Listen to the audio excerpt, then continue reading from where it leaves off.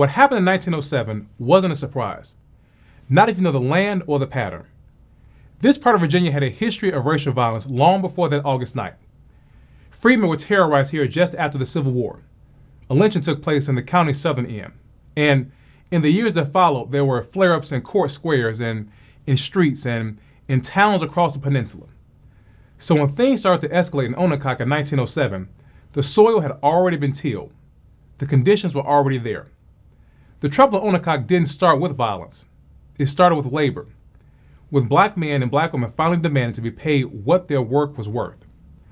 For decades, white farmers on the Eastern Shore had struggled to find enough labor, and many black families were already leaving, heading north to cities like Baltimore and Philadelphia, looking for better wages and freer lives.